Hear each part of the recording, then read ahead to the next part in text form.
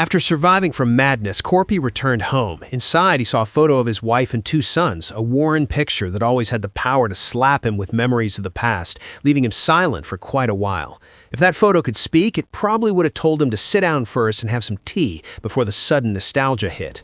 Far away, in a prison in Siberia, a place cold enough to make ice cream feel unsafe, a prisoner was summoned, and his name was Igor, a man who looked like Santa Claus, got fired, went through severe stress, and switched careers to become a war criminal.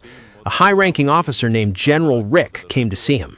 Rick explained that Igor had once entered Finland with Nazi troops. Upon returning, his unit destroyed several villages. During one of their attacks, Igor slaughtered a family, a woman and her 2 sons, even mutilating them without mercy. Unbeknownst to him, they were Korpi's family, a Finnish soldier who had single-handedly eliminated hundreds of soldiers and become a living legend, the sort of John Wick of the snow, but quieter and less fond of expensive suits. Now that Korpi had returned to the area, Rick ordered Igor to send him to hell. If not, Korpi would hunt them down until the end of the world, or until the firewood ran out, whichever came first. The threat was credible. No one wants to be chased by an armed grandpa with seemingly endless stamina. Igor eventually accepted the mission. Perhaps accepted is too generous a word. It was more like forced to accept, because refusing Rick was like defying gravity. Impossible to win. Meanwhile, Korpi was stacking logs he had found at his old house. He chose the best ones, used a pulley system with ropes to move them, and loaded them onto his truck. The work was heavy, but Korpi was used to doing everything by himself. Even the logs seemed to surrender before he touched them. They knew whose hands were holding the ropes. After finishing the wood, the old man burned the damaged pieces and decided to start a new house. With his family memories still deeply ingrained in his heart, he left the area to begin a journey home of roughly 120 kilometers, a distance that might even make international couriers groan. "Sir, how much for shipping?" While driving, he occasionally glanced at the photo of his family tucked inside the truck cabin. Soon, 2 officers stopped his vehicle. Korpi noticed another truck behind them and immediately realized this wasn't a routine check. It was more like a welcome to today's new problem scene. One officer asked for his identification and handed it to the man in the truck behind them, none other than Igor. Igor looked at the logs in Korpi's truck and remarked that based on the legendary tales about him, Korpi clearly cherished his old home. "Then let it all end with your house," he said, his tone dripping with cynicism, as if auditioning for the lead villain role in an Oscar-worthy action movie, or at least one with a cool poster. The officers began to move closer. One poured alcohol into a bottle to make a Molotov cocktail, while another approached from behind, aiming his pistol, perhaps hoping Korpi would flinch at the DIY version of destruction. But before their plan could unfold, the old man swiftly opened his door, initiating a one-man war, a senior citizen's version of "you messed with the wrong grandpa." Korpi reversed his truck, running over an officer who tried to shoot from behind. They attempted to escape, but one officer managed to climb into the truck bed. Korpi fought back, incapacitating him without hesitation. If the truck bed could scream, it probably would have begged for a vacation. Meanwhile, Igor sent a large truck full of his soldiers to chase Korpi. When one of the soldiers realized Korpi was ahead, Korpi noticed the man's weapon wasn't loaded. He promptly ordered him to reload, as if saying, "Kid, if you want to chase a grandpa, at least bring your equipment." Korpi then took a weapon from one of the soldiers in his own truck, while keeping his vehicle moving at top speed. Igor continued the pursuit from behind, probably wondering how an old man could consistently ruin his plans when those plans had only started 5 minutes ago. The chase finally reached a wide-open field that, for some reason, looked like a giant parking lot someone forgot to finish building. Korpi slammed his truck's brakes dramatically. The door swung open, and the unlucky soldier, who had been the earlier uninvited guest, bolted out like his life was on a 90% discount. Unfortunately, Igor's men were already waiting while sipping coffee. A few gunshots rang out, and the soldier officially became the closing act of the day with a permanent lying down pose. While everyone's eyes were focused on that free drama, Korpi stepped out of the truck like a guest star who came on stage late. One by one, Igor's guards dropped with a "how is this happening" expression frozen on their faces. After finishing the cleanup, Korpi pointed the muzzle of his gun at Igor's car, as if saying, "Your turn, big boss." Igor, suddenly realizing he wasn't carrying a weapon, classic, hurriedly yelled to his men, "Quick, give me a rifle! Where's my rifle?" But before anyone could say, "One sec, boss," checking the inventory, Korpi had already delivered an express bullet straight into the chest of Igor's henchman. Igor was left speechless, and since Igor was unarmed, Korpi decided not to kill him today. Maybe he was on a low-kill diet. Instead, he shot all 4 of Igor's tires, then walked away leaving an unspoken message. "Change your tires first, bro, and don't forget to pay the installments." At that moment, Korpi still didn't know that Igor was the mastermind behind the murder of his family. Meanwhile, an enraged Igor, anger level God mode, grabbed the radio and shouted, "Hunt that man down, now! I'll give you a year-end bonus if you catch him." He then changed his tires with a speed that would make F1 mechanics jealous and continued the pursuit.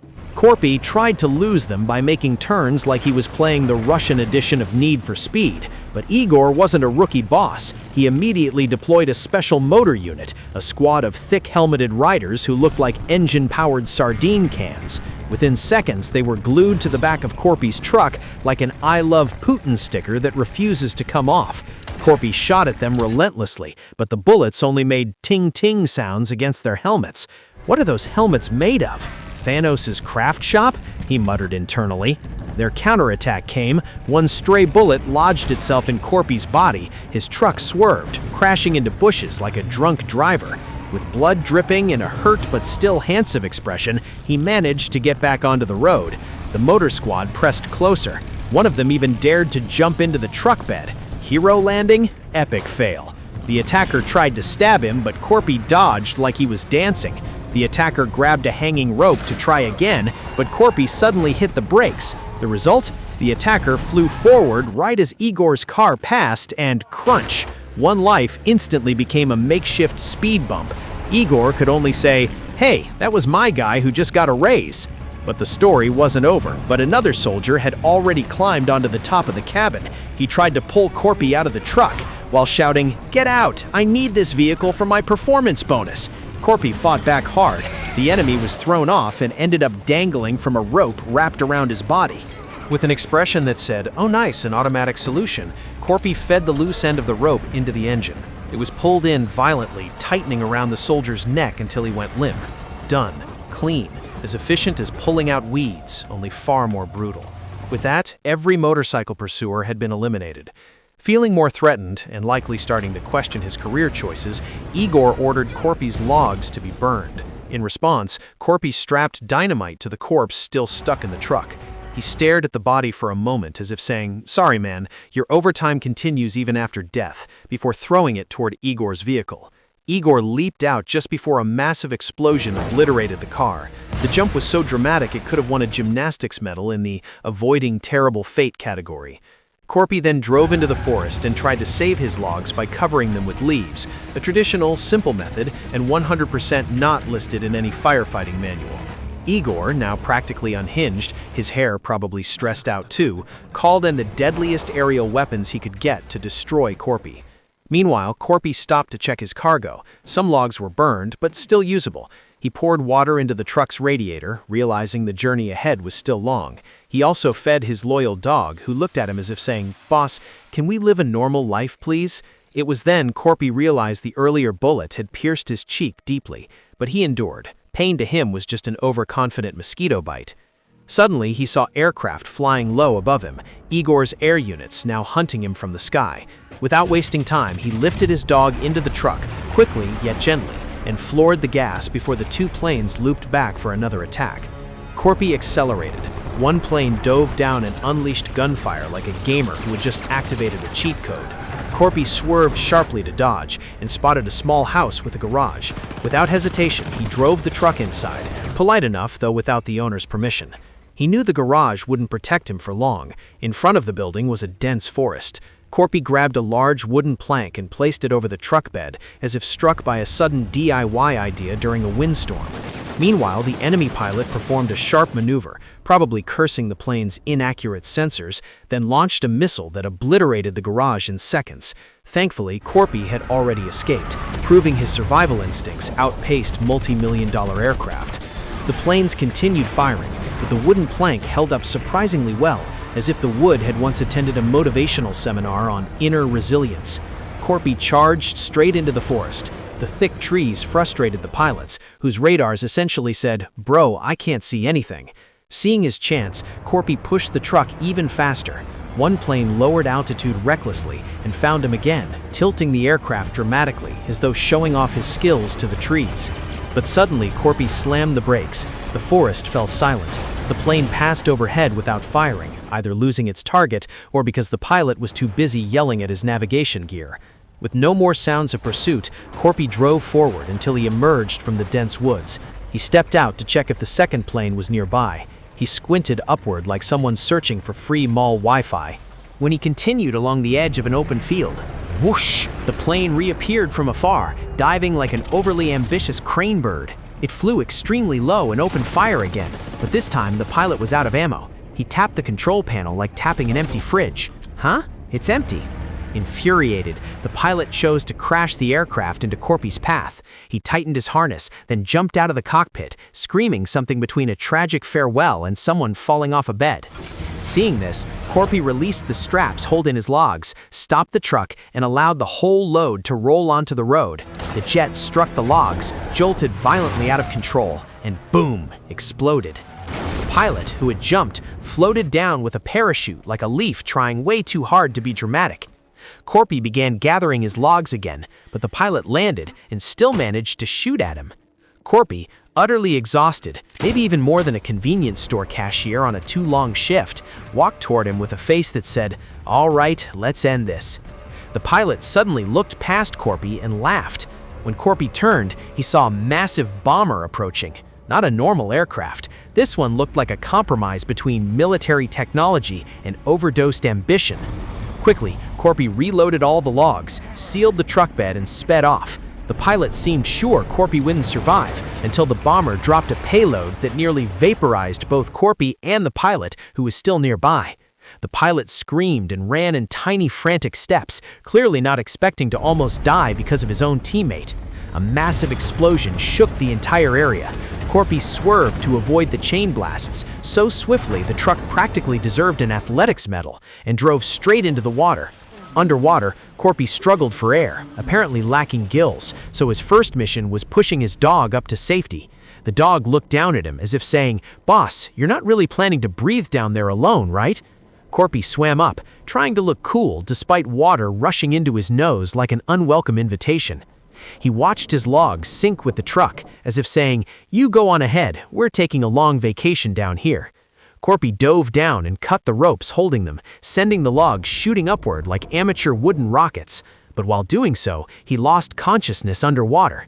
The logs, loyal as true friends, carried his body to the surface. His dog ran around frantically, nearly dragging logs on its own by mistake, until one rising log nudged Korpi upward, saving him. Slowly, he came to, soaked, battered, but able to grin. Wood and I, an unbeatable team. At dusk, Igor arrived by boat. He asked what lay at the bottom. A guard reported Korpi's truck had sunk, but no body was found. Igor stroked his chin, frustrated. "I thought he'd be harder to kill, and the journey to Finland is still long. Damn, he's like a worm, always popping up in the weirdest places." Meanwhile, elsewhere that night, Korpi built a raft from his logs, a beginner's extreme DIY project that somehow floated.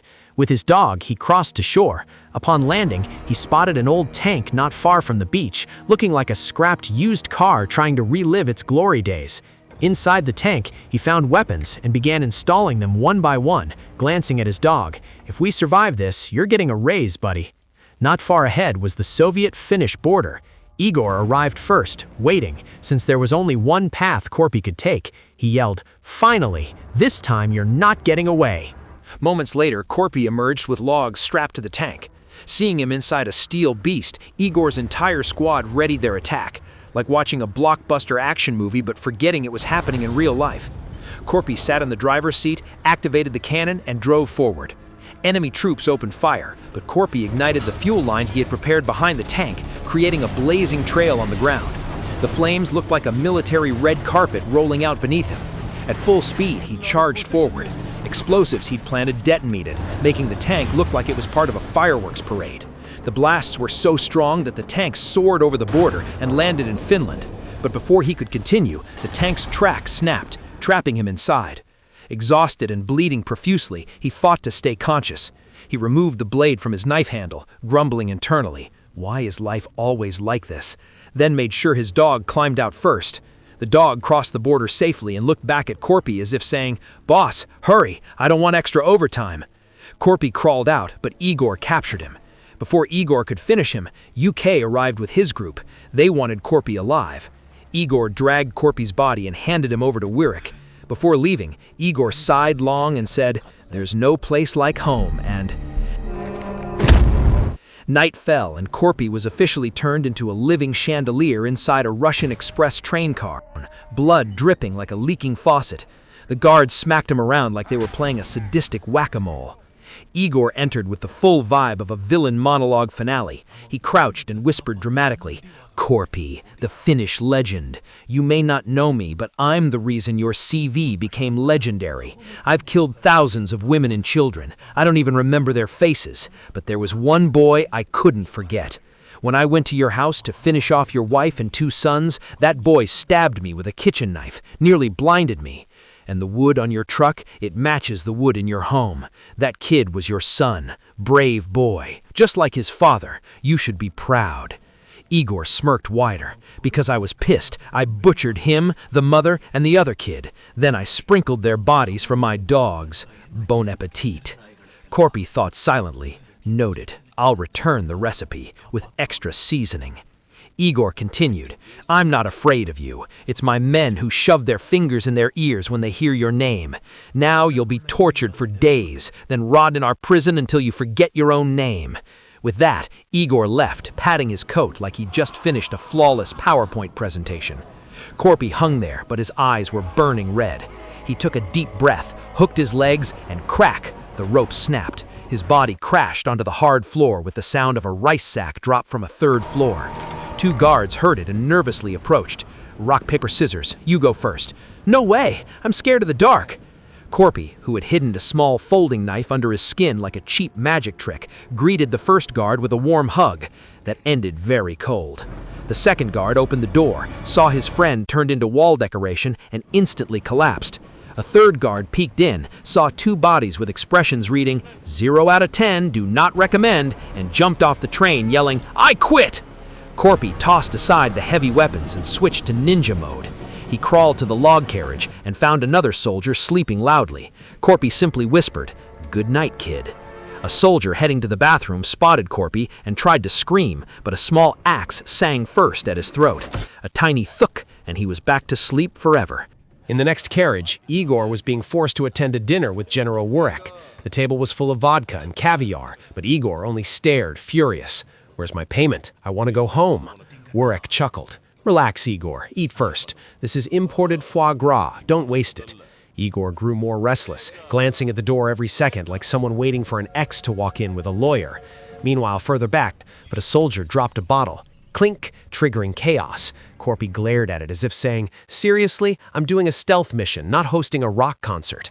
The dead body sounds behind them woke more troops. Korpi hid under a storage rack. Shards from the broken bottle cut into his skin as he crawled. His hand even got caught in a mousetrap. He stared at it and muttered, "Wow, deluxe upgrade. Now comes with bonus hand clamp?" More soldiers woke up from the odd noises. Korpi grabbed his axe and moved again. He climbed out from underneath, shut the hatch tight, and checked the next carriage. Many officers were still awake, so he climbed onto the roof and moved fast toward the front. But bad luck struck. An iron pipe hit him hard, hurling him straight into a carriage full of officers. Korpi landed perfectly, like a circus performer in the wrong costume. The soldiers rushed him, but he used the momentum of his fall to beat them one by one. He seized a machine gun and mowed down the guards mercilessly. Gunfire echoed throughout the train, reaching Igor's carriage. Igor stared, torn between shock and, is this an action movie or real life? After clearing the entire carriage, Korpi stepped out, ready to face Igor. Igor simply offered a farewell gesture and ran, basically saying, "Okay, fine, I give up. Today is not my day."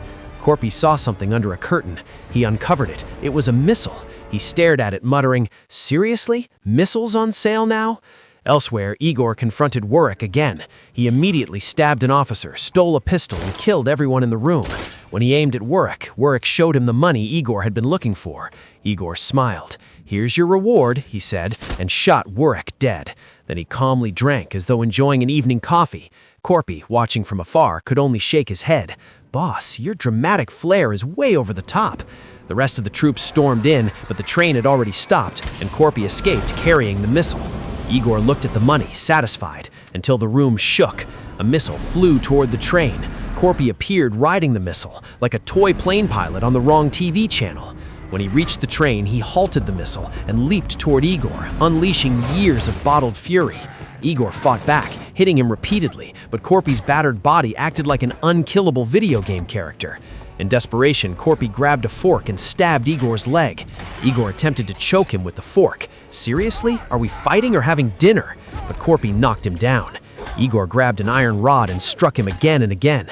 He snarled, "If you came for revenge, at least bring a better surprise." Korpi glared back. "Oh, I like surprises, and wood."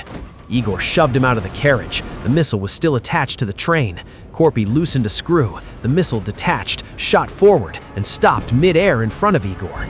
Igor sighed of relief, until the missile suddenly reactivates. Flames roared, ending Igor in gruesome fashion, while Korpi murmured, "All done, time to go home and get coffee."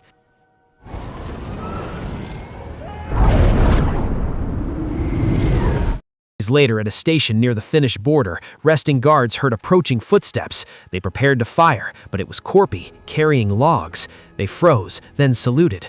"Ah, so this is the living legend we've heard about."